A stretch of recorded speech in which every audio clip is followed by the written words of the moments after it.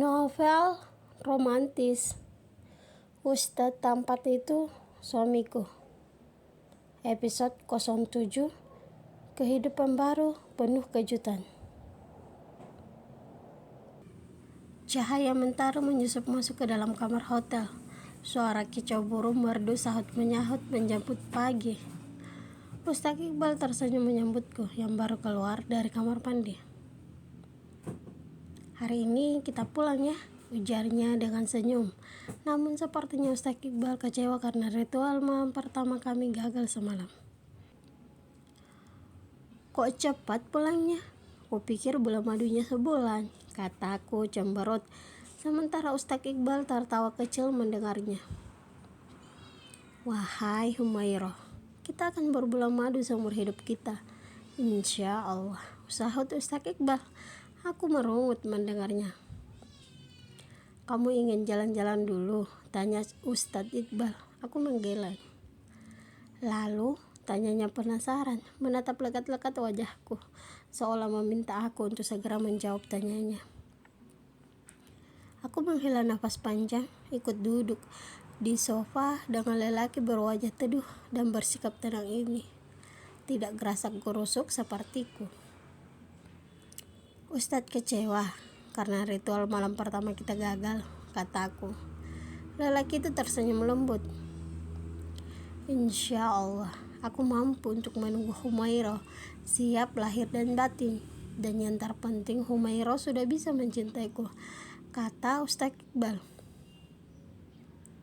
"Aku juga akan menunggu Ustadz Iqbal jatuh cinta padaku," ujarku. "Humairah tidak merasakan cinta yang ada untuk Humairah?" tanyanya dengan tatapan teduh yang membuat hati ini bergetar. Aku menggeleng pelan. "Aku tidak akan menikahi perempuan yang tidak aku cintai," ujar lelaki itu lembut, diiringi dengan tatapan lekat ke netraku yang juga menatapnya. Dia menyembunyikan senyum yang membuat diri ini terhipnotis.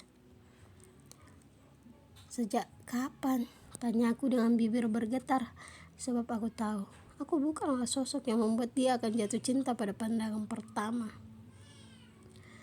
"Sejak pertama kali kita bertemu," ujar Ustadz Iqbal. Aku tertawarnya. "Tidak mungkin," gumamku. "Kenapa?" tanyanya dengan raut wajah bingung. "Tentu saja tidak mungkin.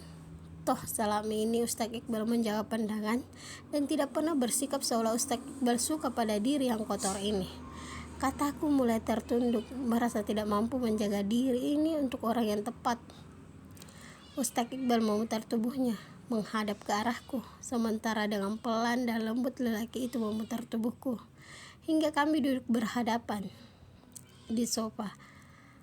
Apakah pagi ini dia akan meminta untuk melakukan kewajibanku? Aku menggeleng kuat. Tidak, dia berjanji akan melakukannya setelah aku siap.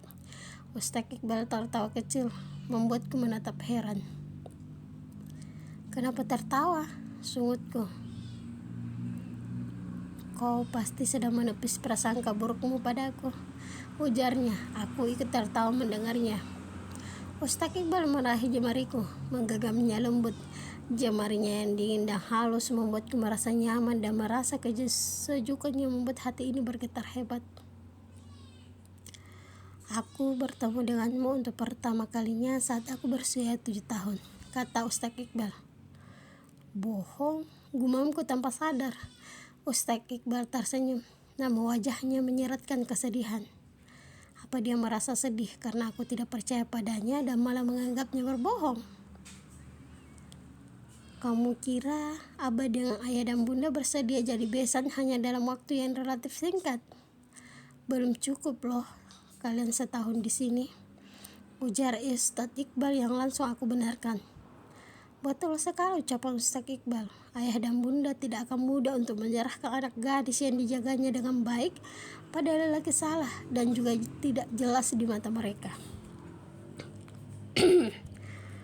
"Tapi kan Ustadz Iqbal mudah untuk dipercayai," gumamku. Ustadz Iqbal menggeleng. "Mereka tidak akan percaya jika tidak tahu betul seperti apa aku tumbuh," kata Ustadz Iqbal. "Apa maksud Ustadz Iqbal?" tanyaku. Bunda sahabatan dengan almarhum Umi, sahut lelaki itu dengan bibir bergetar. Ku tatap wajah yang menyunggingkan senyum, namun di sudut matanya ada cairan bening yang menceritakan betapa lelaki ini mendam penderitaan. Ku seka lembut air matanya. Tenang saja, aku ada di sini untuk berbagi suka dan duka. Ucapku membuat lelaki itu meraih jemariku, mencium lembut punggung tanganku dengan mata terpejam, seolah berusaha mendapatkan semangat dan kekuatan dari sentuhan kami. Rasa sedih itu mengalir masuk ke dalam hatiku, namun aku berusaha untuk tidak menunjukkan itu pada Ustaz Iqbal. Aku tidak ingin lelakiku itu merasa dikasihani. Ustaz Iqbal melepas jemariku, menghapus sisa air mata di sudut matanya. Dia mencoba untuk tertawa kecil, berusaha tegar di hadapanku, namun aku malah mendekapnya, mengelus lembut pundak kekar lelaki itu sembari berbisik, tidak perlu sembunyi.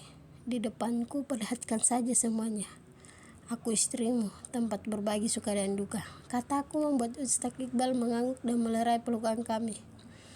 Ustaz Iqbal mencium lembut bibir ini, dan aku tidak melawan, tidak meronta, dan seolah menikmati setiap sentuhan derai lelaki yang halal untukku itu. Lelaki itu menggendongku ke tempat tidur, kemudian berdoa untukku. Bismillahirrahmanirrahim. Allahumma jannin syaitana wa jannibi syaitana ma razaqtana. Doa lelaki itu yang membuatku tenang, namun merasa bingung dan pasrah ketika semua itu dilakukannya dengan cepat, dan aku menikmatinya. Semua beban terasa menguap, ketakutan tidak lagi hadir dalam benak ini.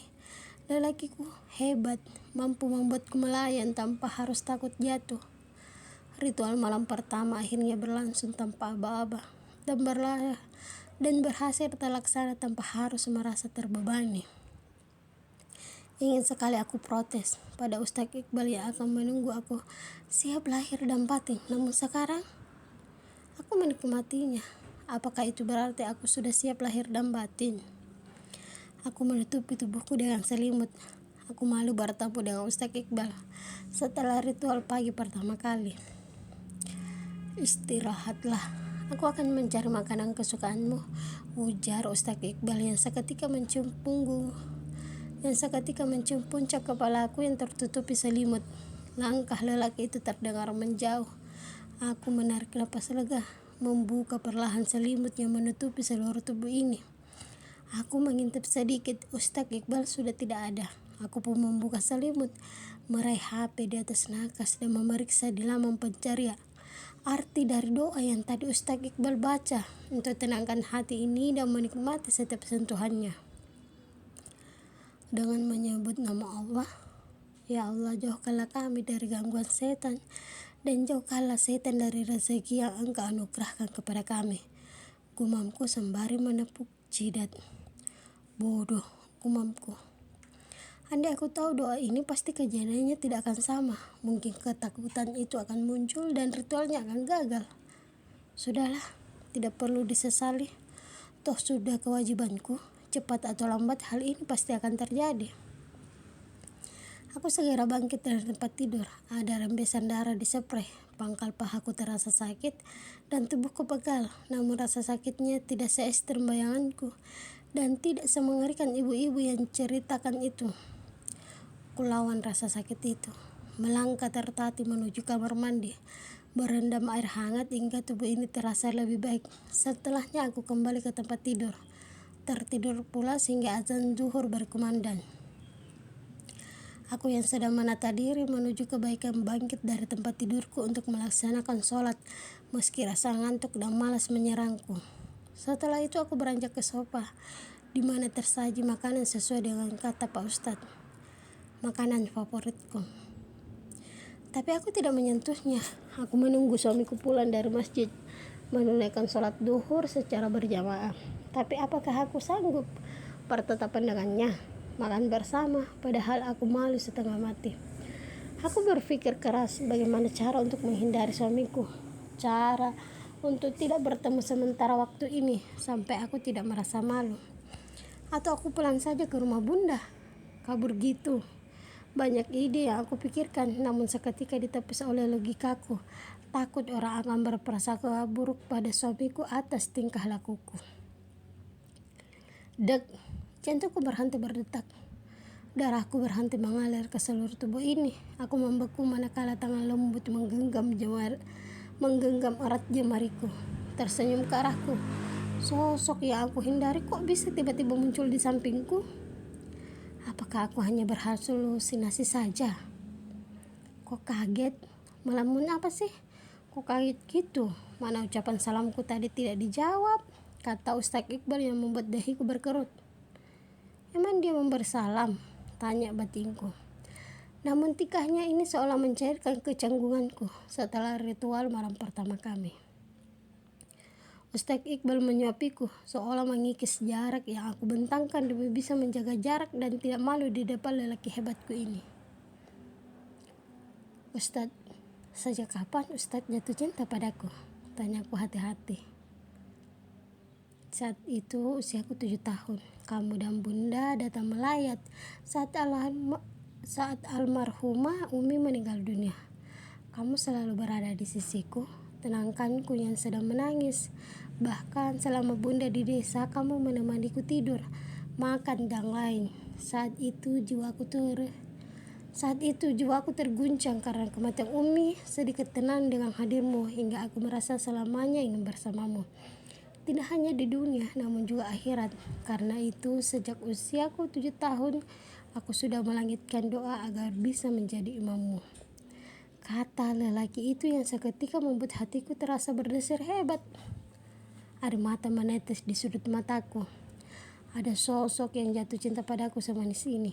Rasa haru menjalar ke relung hatiku. Ustaz Iqbal mendekapku. Kami saling diam, meresapi rasa yang ada dalam benak kami. Dan aku kini yakin telah mencintai sosok lelaki yang memberiku status istri.